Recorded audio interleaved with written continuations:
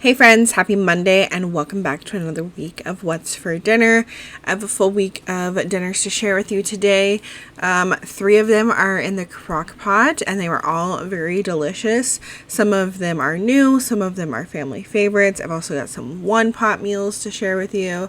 So I'm really excited to share today's video with you. If you're new here, hello and welcome. I'm Taylor. I share these videos every week. I hope that you will subscribe down below. If you need meal ideas, that kind of thing, I've got plenty of them to share with you. Let's go ahead and get into this week's What's for Dinner.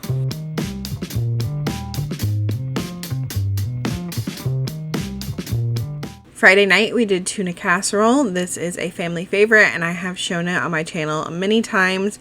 I will leave a video link down below for how I've made it if you haven't seen me make it before. It's super simple and delicious and I just needed something simple on a day when I went grocery shopping. Saturday night we tried a new crock-pot chicken and wild rice soup, and I actually found this recipe on TikTok, so I will leave that original video down below. I'm starting off by just adding in some chopped up carrot and celery and onion, and I did some red onion and some white onions because I had like a fourth of like each onion in my fridge, so I just did a little bit of both, and then also some jarred minced garlic because I didn't feel like chopping up garlic. Then I'm adding in 2 chicken breasts and then some seasonings. I'm doing garlic powder, onion powder, paprika, and pepper, and then I'm going to add in 1 can of cream of chicken soup, 1 box of long grain wild rice and the seasoning packet, and then 6 cups of chicken broth. And then you just put a lid on this. You can cook it on low for like 6 to 8 hours, or I did high for 4. And then when it's done, all you have to do is go in and shred up your chicken. You can take it out and shred it up. I just did it in there. I couldn't find my little like meat chopper that I would usually use, so I just used a whisk. That's actually what the lady on TikTok did, was use a whisk to shred up the chicken, and it actually worked really well. And then you can just serve this up. We had it with some crackers on the side and it was really delicious. It was a pretty thick soup. If you want it more soupy, I would suggest adding like at least another 2 cups of broth. But this was really good and I will definitely make it again. It was easy and really delicious. Sunday night, I tried this new recipe for a simple like taco mac and cheese using all Aldi ingredients. I saw this on TikTok. So I'm starting off by bringing some water to a boil to cook up the noodles from 2 boxes of shells and cheese. And then I am cooking up 1 pound of ground beef with about half of the package of taco seasoning. And then once that's done, I drained off any excess grease. And I'm going to add in 1 can of corn. This is like the one with peppers that you can get at Aldi sometimes. 1 can of black beans that I have drained and rinsed, about a half a cup of salsa, and then the rest of that taco seasoning packet, and then just a little bit of water, and mix it around really well. And then I let that simmer for about 5 minutes while my water was still coming to a boil. And then once it had simmered for a couple of minutes, I added in the cheese sauce from the macaroni and cheese, and I just let that sit on a low heat and kind of warm up until my pasta was done. Then once the pasta was done, you can drain it and then just mix it into this, and that's really it. Everything is warmed through and you've got this taco-y mac and cheese. And as I said, I found this recipe on TikTok and I thought it was like a great idea. It was really simple, but I don't think I would make this recipe exactly as it is in the future. I think I would maybe use a Velveeta cheese sauce package, but use regular shell noodles, not these ones in the shells and cheese, because this was good for dinner, but it did not reheat well. We just didn't really care for the leftovers. For dinner this night, we topped it with some cilantro and it was excellent. So if you think you could eat it all in one night, then I say it's pretty good. But definitely don't reheat it because those noodles just kind of like turn to mush and it's not very good. Monday night, we had stuffed pepper casserole. This is something I have never made before, but it looked really good and I thought my family would like it because I've been making things with peppers more often and they've been liking it. So I thought maybe we would finally try this. This is a one pot meal, so it makes it really simple. I just started off by cooking up 1 pound of Italian sausage. And then once that was about halfway cooked through, I added in some chopped up peppers. I used the tricolor peppers, and I did a little bit less than the recipe called for. I think I did about 1.5 cups. I think the recipe called for 2 cups. And then I did half of a red onion chopped up. And I let that cook until my pepper started to soften and my meat was fully cooked. And then I added in some salt and oregano, black pepper and cumin, and then some minced garlic.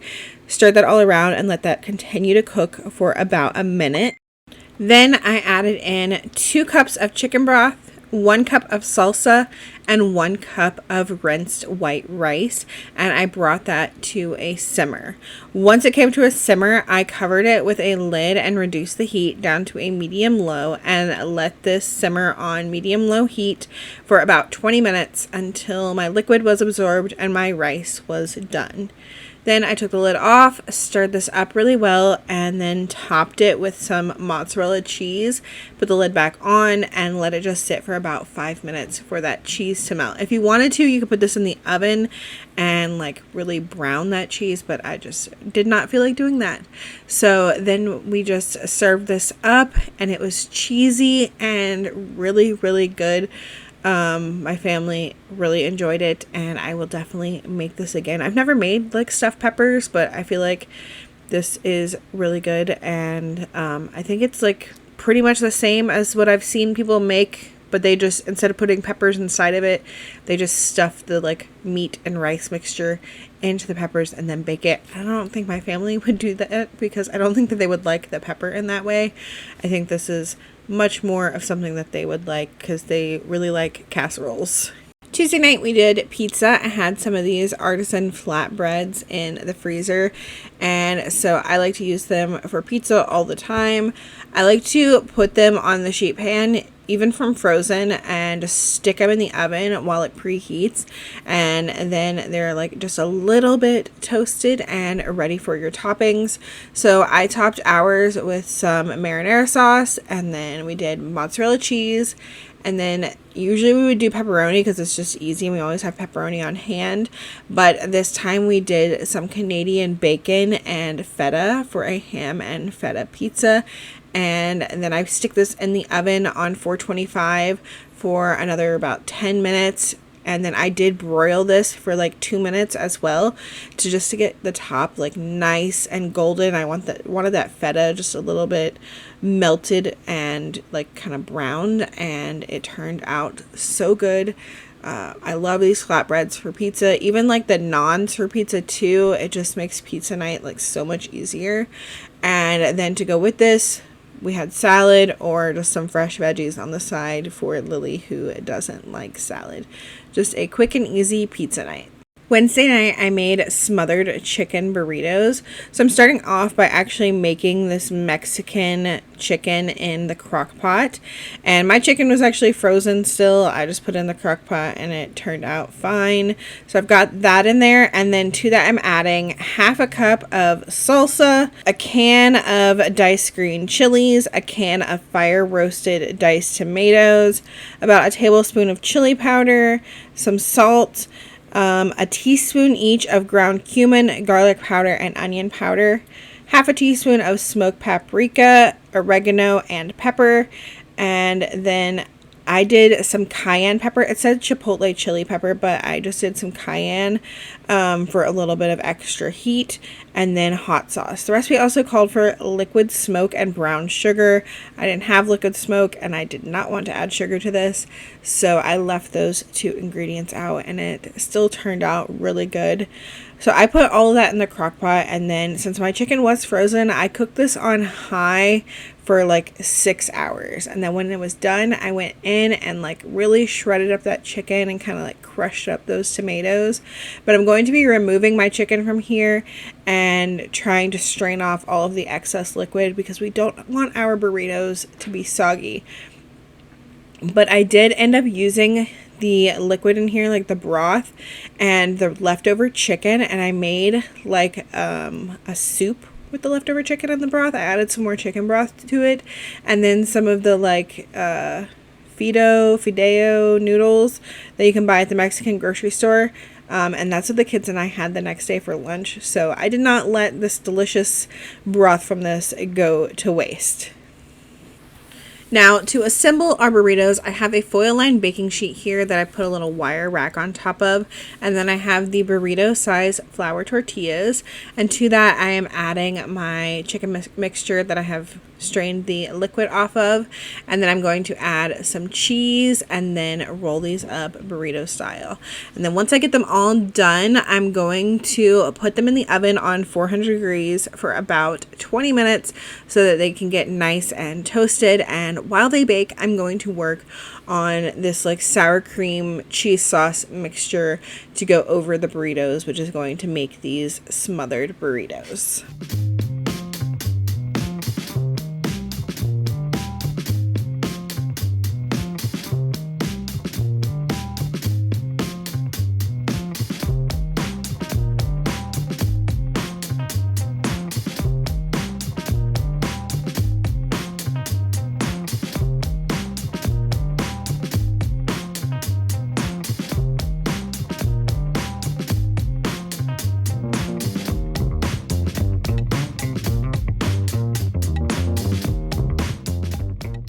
For the sauce, I'm starting off by heating up about 2 tablespoons of oil and 1 tablespoon of butter.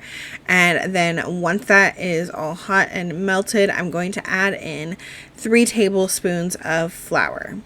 I'm going to whisk the flour into that butter and oil mixture and cook it for about 3 minutes, stirring it constantly.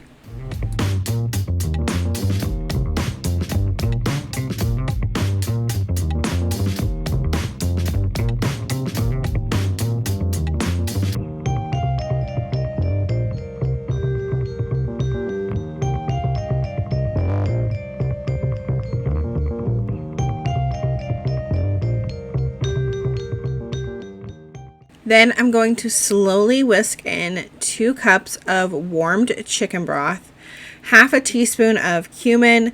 I did not add any extra salt since I am using Knorr chicken bouillon to make my chicken broth, and that is already salty enough. And then I did about 1/4 teaspoon of pepper. I continued to stir that until the sauce thickened. This took about 5 minutes for me.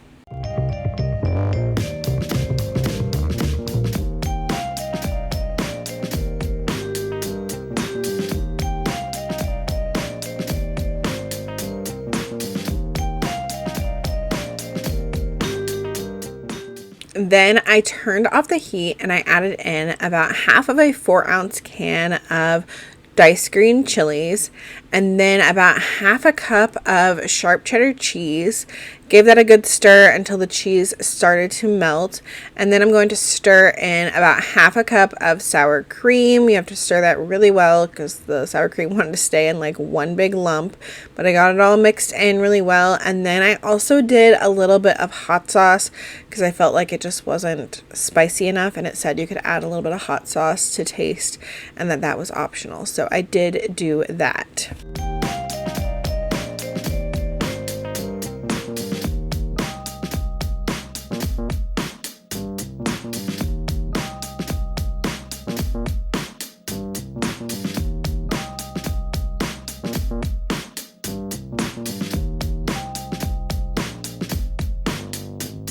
To serve this up, once those burritos came out of the oven, I put them on the plate and then just spooned some of that sauce mixture over the top. The kids had chips and guacamole with this, and also some salsa. And then for myself, I topped it with some lettuce and tomato and Taco Bell sauce, as well as the cheese sauce. And these were super filling and really, really good.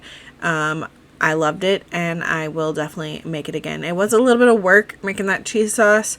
Just making sure everything got incorporated really well, and kind of having to stand there the whole time you make it, because like when you're making the like little roux with the oil and butter and flour, you really do have to stand there the whole time and stir it or you will burn it.